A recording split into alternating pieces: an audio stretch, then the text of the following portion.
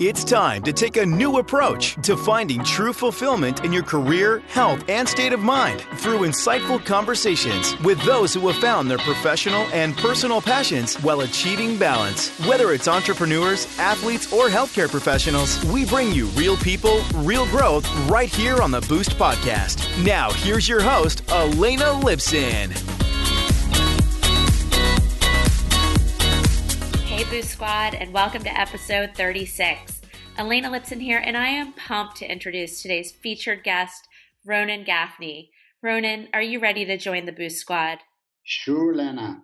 So before we dive into today's episode, I want to give a shout out to our sponsor, Mosaic Growth Partners. Mosaic Growth Partners provides growth strategy consulting to entrepreneurs and organizations in the healthcare and older adult baby boomer market.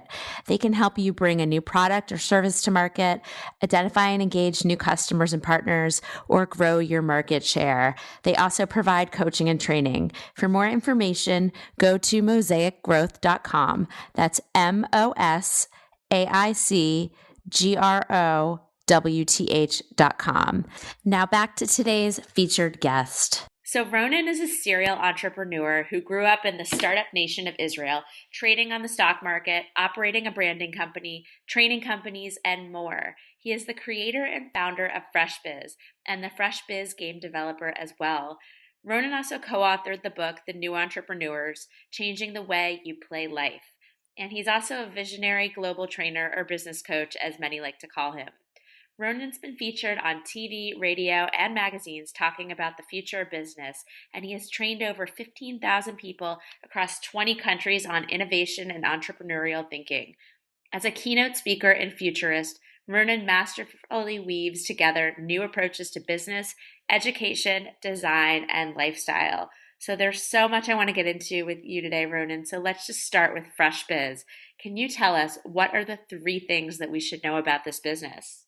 First of all, I think that the most important thing to understand about FreshBiz is that it's all based on a game that started as an idea before it was ever a business and really grew from that point on. So it's really started as just a passionate idea about presenting people a new way of playing business and playing life, and really rolled out to be a global business. So I think that's number one. Really, I think that we put into action what we teach, which is turning ideas into reality and into businesses. So I think that's like the major thing about how we started. Second thing that I think it's very important to know about FreshBiz is we've been active for the past 7 years. And really, from a small business in the startup nation of Israel, we grew to become a global training company active in over 20 countries with about 200 partners around the globe, but with no offices, no employees, and really putting the idea of being a smart, lean business into practice, running our business. So that's I believe number 2. And number 3, I would say that being a game-based business, I think that our entire approach towards business and education, because a lot of what we do is around education, is really implementing the game mentality into it, which means we start from lifestyle, we start from how we want to live our lives and the message that we want to bring. And then we design the business accordingly. So everything that we do, from the partners that we choose and the business model that we create and the global reach and everything it's kind of a game that we play. And it's all based on how we want to live life and how we believe business should be conducted in today's world. And we take it from there, and we're not afraid of redesigning and re-innovating any element or aspect of the business that we think should be redesigned, and not to base them on like old school approach on what business is like. So I think that's what makes FreshBiz unique. Yeah, so a lot of things I want to follow up on there. I want to know a little bit more about how does FreshBiz work. So give me an example of like the type of gaming and training that you would do for a business. So as I said, everything is based on the FreshBiz game, and the FreshBiz game is basically kind of a business simulation. I would call it like Monopoly for the new shared economy. So the game itself is kind of a simulation that you need to get from a specific point to winning a lot on the board, and you have 90 minutes to do so. And in order to do that, you have to be engaged in different dimensions of business and entrepreneurship. So you have to start businesses and manage money and collaborate with other people and come with creative ideas and all kinds of like different dimensions. So the training that we do is around all of those different dimensions. So it can be something that is more focused on team building or collaboration or smart teamwork. It can be around creativity. It can be about proactivity. It can be about strategic thinking, speed, all kind of like different dimensions that are part of our everyday life and part of like the personal life and business life. So we can emphasize different dimensions and different skills and take the companies through those dimensions. So we can weave them all together in a basic workshop, or we can create a program that you go through each and every one of those dimensions throughout the year or whatever. But the idea is to really upgrade the mindset of the participants towards something which is suitable for today's world, because the world has changed. It's a totally new game out there. And in order for us to be able to really be successful in the new game, we got to play a different game. So we are the game for the new game of business. Very cool. So it sounds like some of what you're doing requires like a cultural change in some of these organizations, some of the things that you're training them on. How hard is that to try to go in and create lasting cultural change through, a one-time simulation? Or is this something that you'll do regularly with clients, the same client over and over again? So ideally is to see people over and over again, because the reason that we do everything based on a game is that while you play a game, you actually rewiring your brain. You actually, when you play a game, your mind doesn't really distinguish between a game and reality. What we do in the game, our mind translates it as a real action. So if, for example, you're doing like a very smart negotiation in a game, your brain has to, fire the right neurons for creating smart negotiation. And if you do it enough times, then this is how you make your muscle memory really, really strong. So you have to do it again and again and again to really make it into a new habit, into a new behavior. So of course, the more you play the game, the better. So ideally, we do it through 6 or 7 sessions with a company. But even if you go once through such an experience, because it's an experience, because you have like a combination between knowledge and an emotion. So once it's a strong enough emotion, and trust me, it usually is, then it's already strong enough to make a change. Of course, that in order for you to like really make a long lasting change, the culture of the company needs to support it. So if we come into companies that are more open and they really take the ideas and they implement it and they do like a follow-up process on it, then you can really make a significant culture change.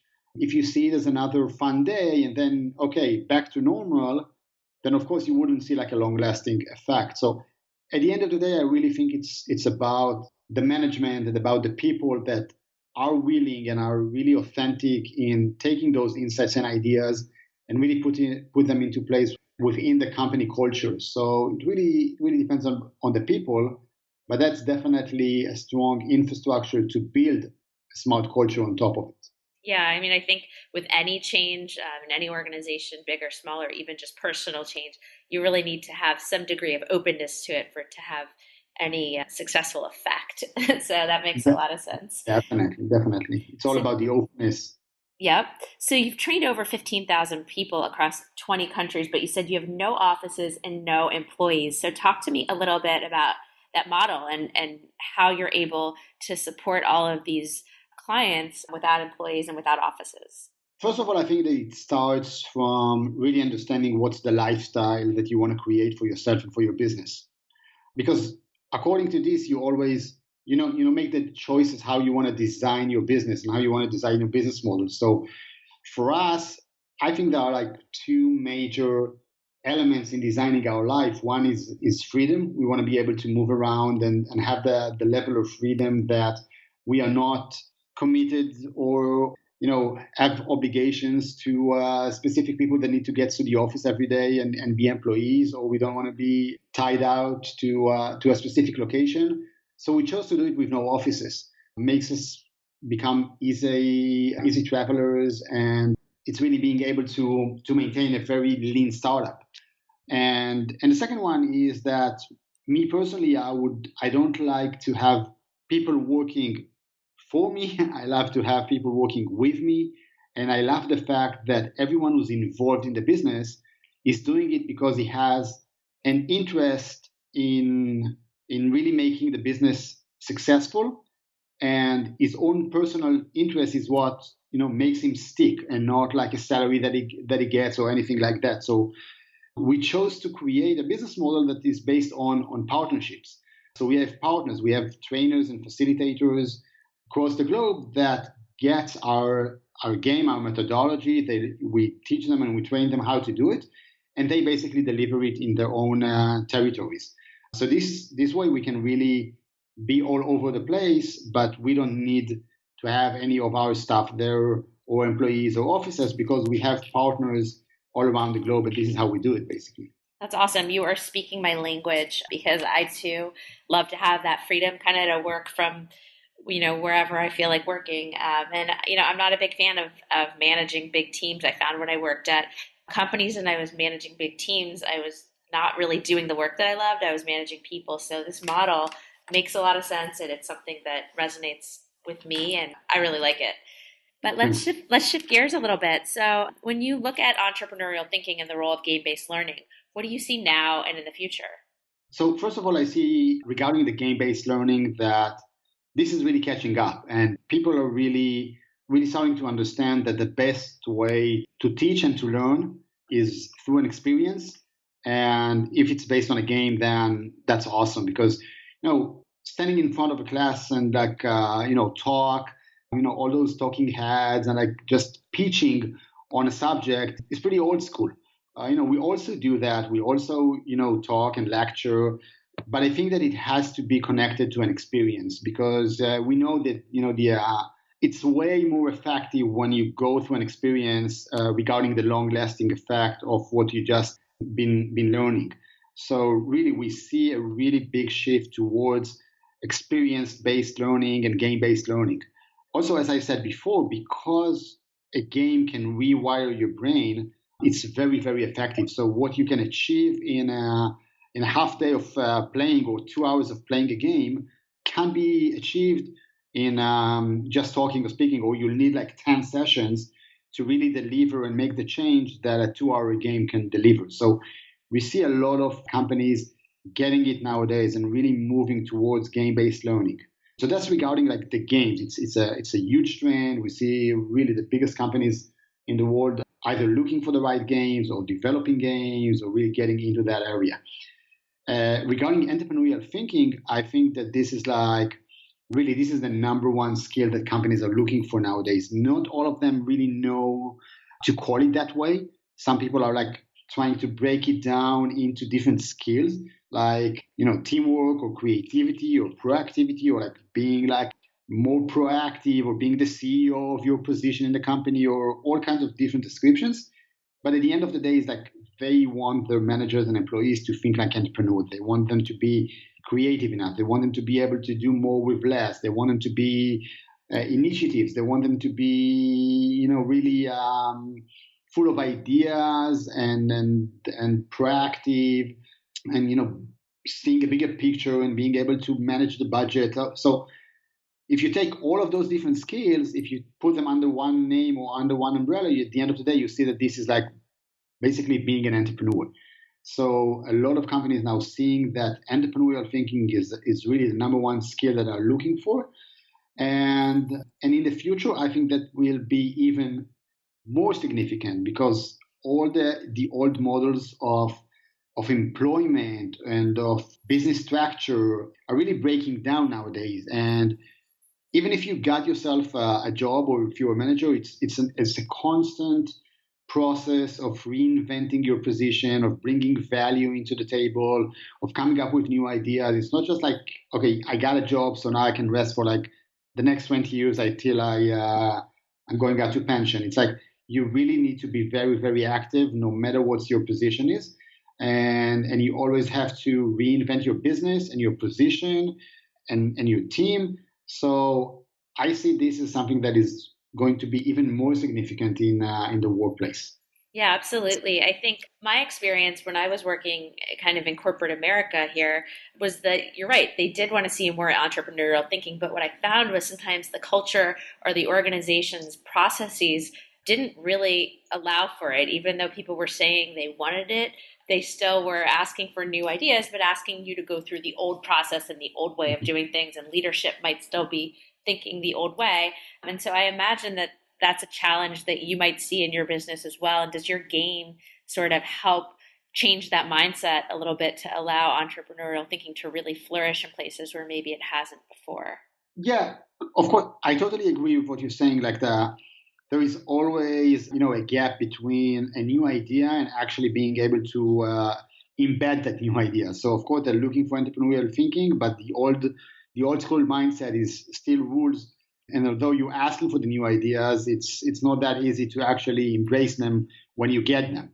So I think the secret and really like the magic is to really be able to create the right culture that really accept entrepreneurial thinking. But I think that as the generation changes and as more and more millennials are coming into the workplace and they becoming the managers and the entire culture is changing, then I think that's like becoming a second nature. And I think that, at the end of the day, when someone stops something, like you have a good idea, but you don't really accept it, or you don't really build up the right culture, all of those are based on fears.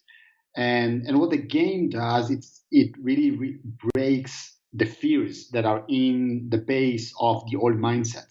So, sometimes you don't get a new idea because you are afraid of, losing the credit or losing your value in the company because someone else came up with a better idea. And what we do when we take them through the game, we really break down those limited beliefs about competition, about collaboration, and why is it in your benefit that someone else will come with a good idea? Is it a competition or not? How do you break those ideas apart so people will actually understand the value of collaboration? Or how do you always put yourself in a place that you can generate new value? So even if someone like took over your position, or you delegated some of your work, how do you always make yourself valuable? So those are the kinds of ideas and elements that we break down at the workshop, so people will lose the fear factor out of it and really embrace a new culture. So it's a process. Of course, it's a process, but someone has to do it. Yep. So we do it. Yeah. Great. So can you give us 3 tactics for how you've grown your business? I know you said it initially started off as an idea and you weren't thinking about it as a business, but then it grew into one. So how did that happen? Okay. Well, I think number one is being open to opportunities and saying yes and go for it. Because there are opportunities around us all the time. I can tell you that like most of our global growth came from people approaching us, asking to become our partners in different countries. Now it's very easy to say no, like no, I can't do it in Spain because I don't have the game in Spanish and I don't know Spanish and I don't know anyone. I'm still not ready. Or you can say, okay, that's a nice opportunity. Let's see how can we leverage this and what is actually needed to make it happen. So if you are open enough to different opportunities and you come with a positive approach on how you can solve the different problems, then you can grow the business. So that's number one, just like being open to it. Number two is what we call throwing the dice. Many times we have like the inner struggle, and should I do it or shouldn't I? Is that a good move? Is that not a good move? And part of what we say is just like go out there and just like throw the dice, make things happen. Because usually you don't have enough information or the right perspective at a specific moment to know if a specific move is the right move. Because we need a perspective of time to really understand the effect. But throwing those dice are like really planting the seeds towards something that will grow in the future. So the idea is just like be in action. And be in action can be anything from starting a podcast or a blog, or sending messages or talking to people, or really spreading your message out there. So throwing the dice, that's like number two that I would say. And number three, I think, is like be very intentional with the purpose behind your business. Because I think that's what's really made us be able to find really amazing partners around the globe and make them stick through the hard times. Because when you grow a business, and as I said before, not always you have it in the right language, and not always you have all the information, and not always we had all the materials ready. Now we have like amazing videos and marketing materials and everything. But back then, like 3 or 4 years ago, they weren't all that great or not available at all. And you need to grow your business. But if your partners, and your partners can be, your employees, your partners, your collaborators, your suppliers, your clients, all of those are your partners in the business. If they really understand your mission and they are aligned with your mission and they're passionate about your mission, then they will be there to help you go through all the difficult times. So I think that part of what made FreshBiz really an amazing company that grew that fast was the fact that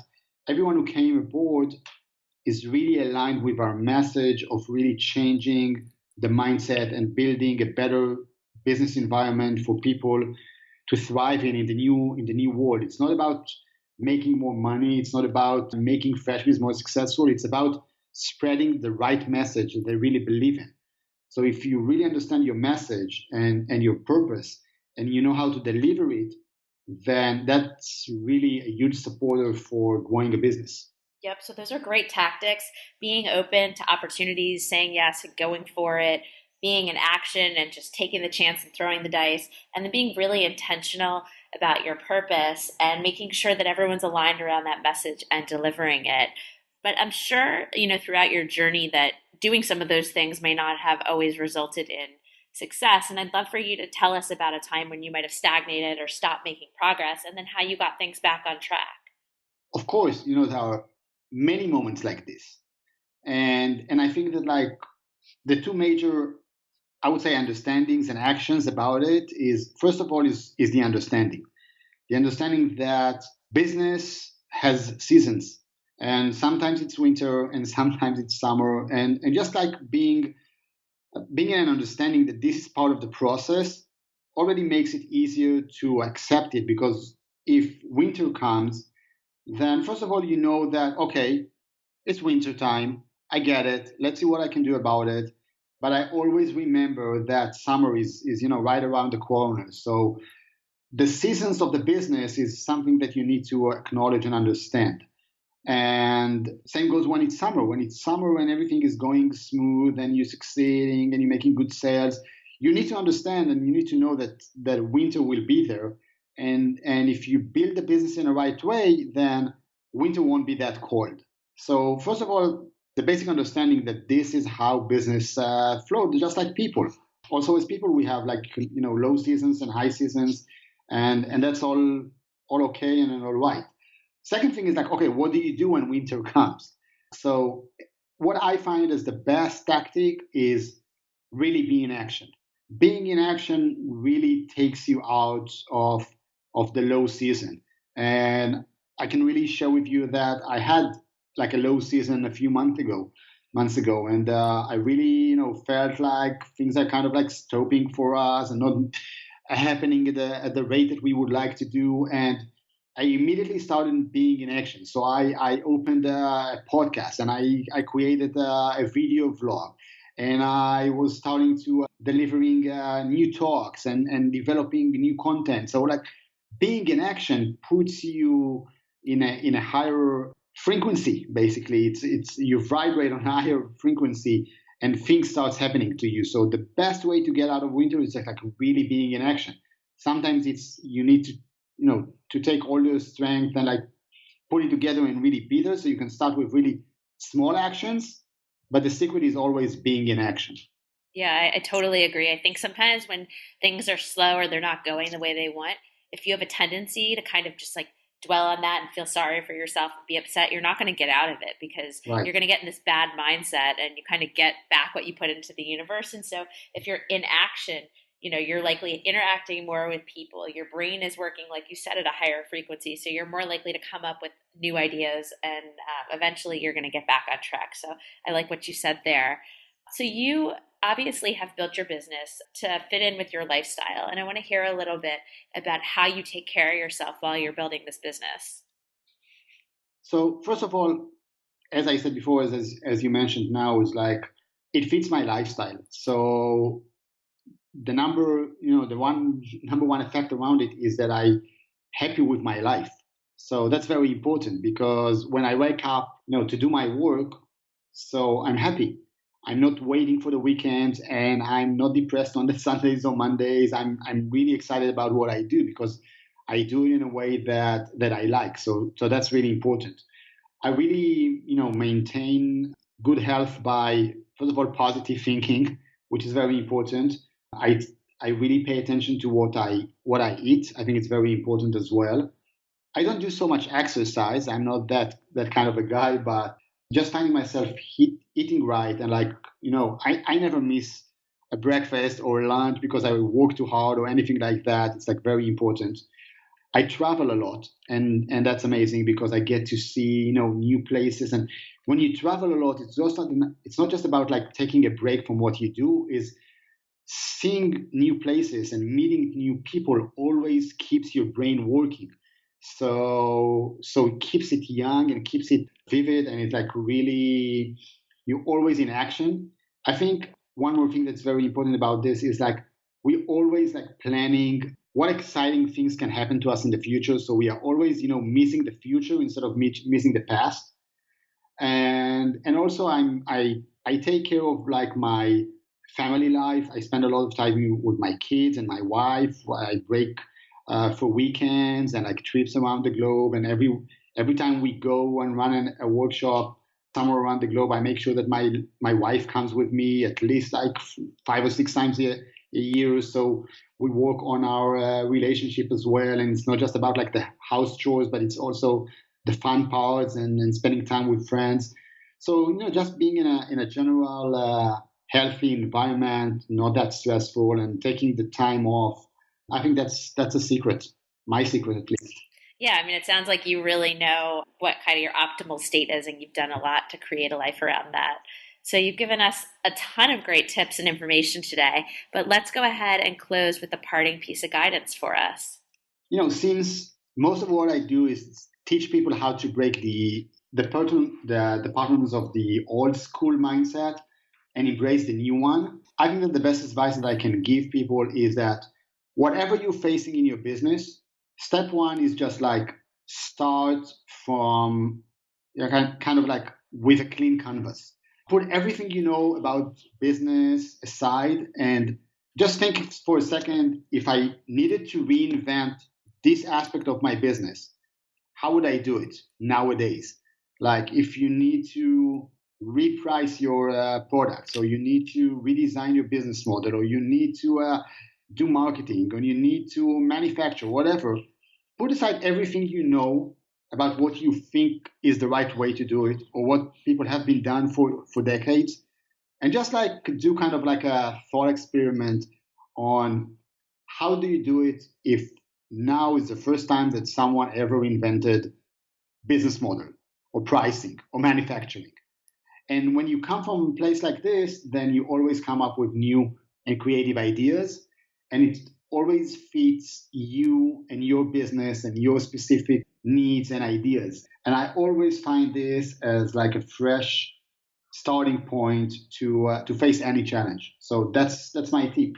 That's great. So forget what you know for a minute and put your preconceived notions aside so you can start with a clean canvas to give you some new and creative ideas. I hope today's episode inspires you to think more about how you can find your passion and live your best life.